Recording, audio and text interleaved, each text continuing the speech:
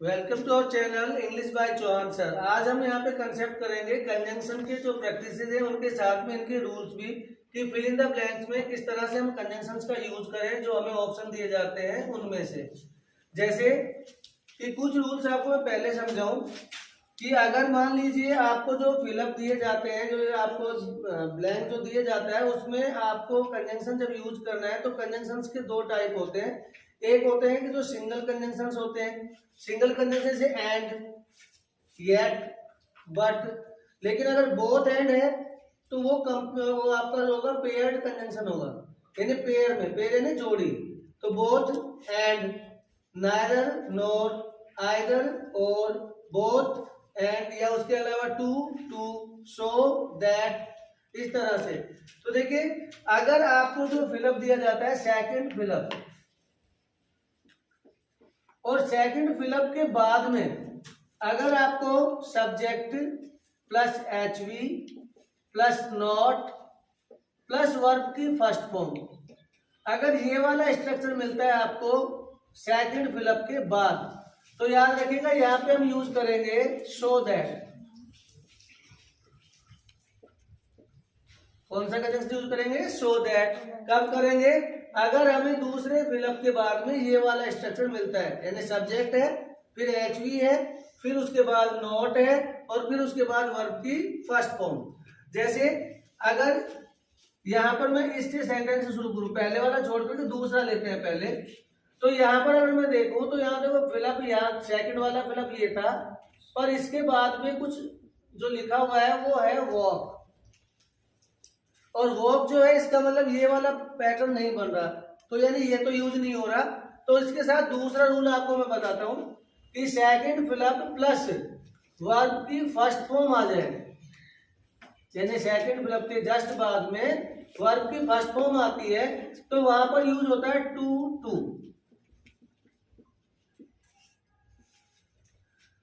तो यहां पर हमें वही मिल गया, सेकंड फिलअप और उसके बाद वर्ब की फर्स्ट फॉर्म। तो आंसर क्या आया? Two two. लेकिन इसके जस्ट नीचे आएंगे हम,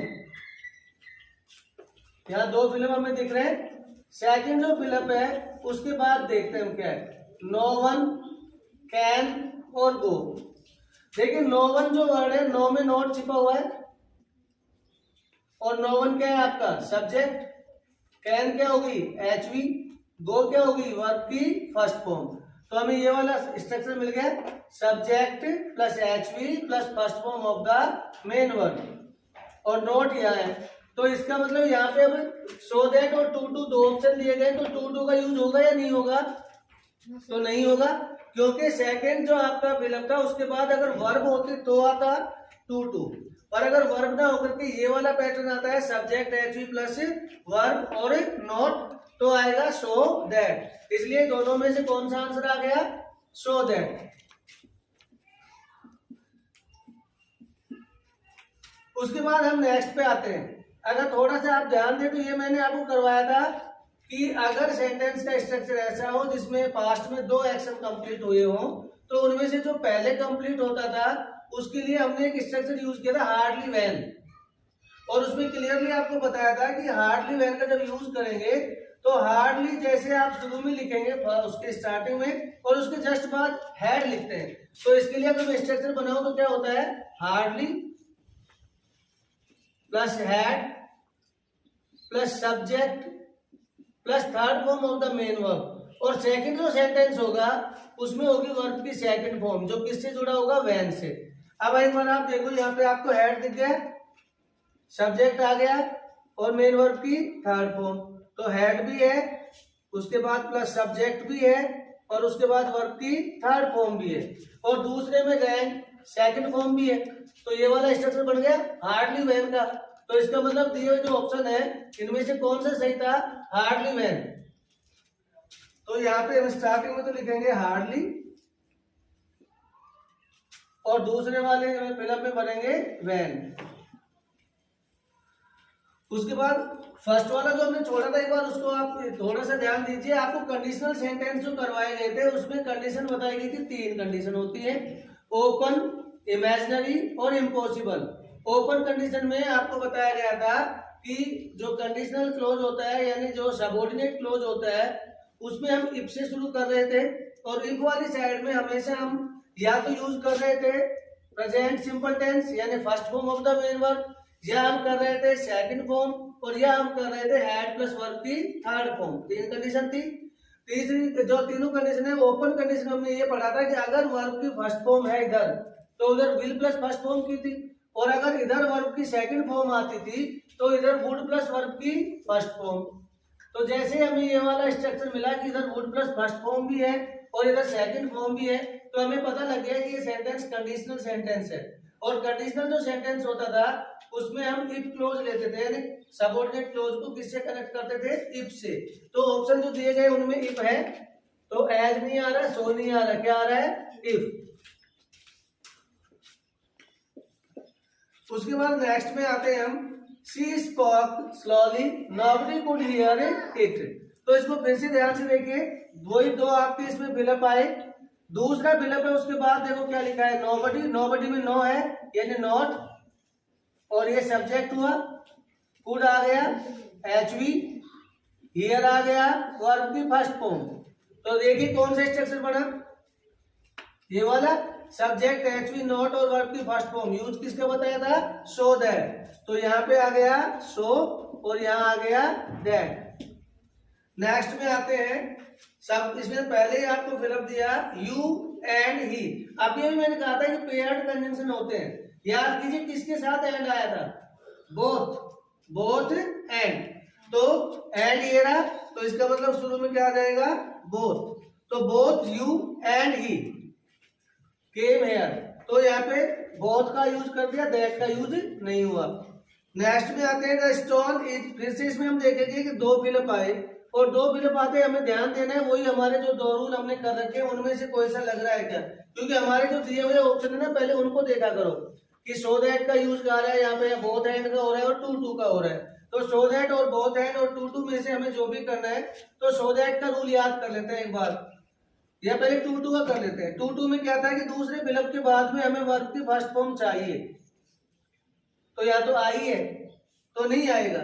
इसका मतलब अब हम सो दैट का देखते हैं। सो दैट में हमें मिलना चाहिए सब्जेक्ट, तो आई सब्जेक्ट रहा, कैन एचवी है, नॉट भी है, और लिफ्ट वर्ब की फर्स्ट फॉर्म भी है। तो ये वाला फिर से मिल गया हमें। तो इसका मतलब यहाँ पे आंसर टू टू या सो दैट या बोथ एंड, तो आया सो दैट। उसके बाद नेक्स्ट में आते हैं, Rohit speaks fast be understand, तो अंडरस्टूड।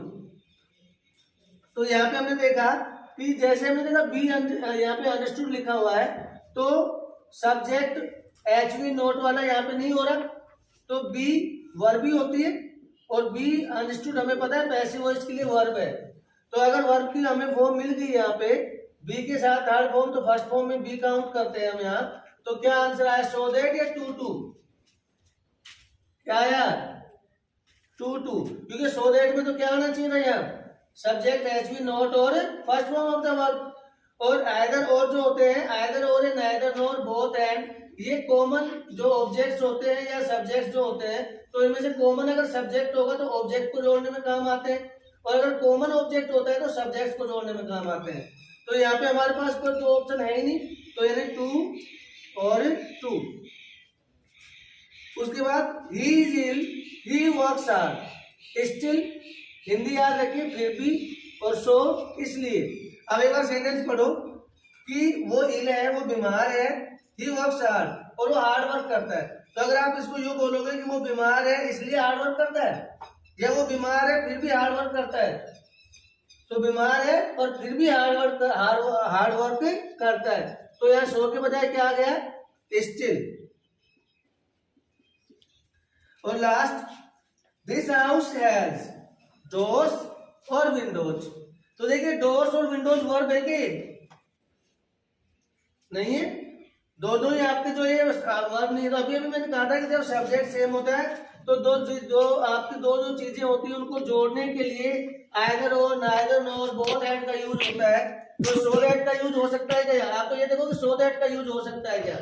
सो दैट नहीं हो रहा है, क्योंकि यहाँ पे हमें सब्जेक्ट एचवी नोट नहीं मिल रहा, तो इसका मतलब ये यूज नहीं हो रहा। अब उसके बाद लास्ट का भी देख लेते हैं, टू टू का यूज हो रहा है। टू का अगर यूज होता तो यहाँ वर्ब की कौन सी फॉर्म होती है हमारे पास, फर्स्ट फॉर्म, पर विंडो तो वर्ब नहीं है, तो इसका मतलब कौन भी नहीं हो रहा, टू भी नहीं हो रहा। तो इस तरह से भी हम आंसर निकाल सकते हैं कि जब हमें इसका नहीं आता तो भी आ गया, क्योंकि हमें सो दैट और टू का यूज आता था। हमने देखा कि वो दोनों यहाँ पे यूज नहीं हो रहे, तो फिर कौन सा यूज होगा, बचा हुआ ऑप्शन कौन सा था, आइदर और या नाइदर नॉर, जो भी दोनों में से है, कौन सा है, नाइदर नॉर। तो यहाँ पे आंसर हो गया नाइदर नॉर। तो इस तरह से आरएमएस में भी आपके कंजंक्शंस के बेस्ड क्वेश्चन जो आएंगे उनमें ऑप्शन दिए जाएंगे। जैसे मैंने यहाँ पे दिए 3, तो वहां पे 4 होंगे या 3 होंगे, उनमें से आप ऑप्शन देख करके भी आंसर ले सकते हैं। बस हमें उनके रूल्स जो है पता होना चाहिए। अगर सबके नहीं है और जो दिए हुए ऑप्शन है उनमें से भी 2 के भी है, तो भी हम आराम से इसके क्वेश्चन जो है ऐसे आएंगे उनको सॉल्व कर सकते हैं। Thank you.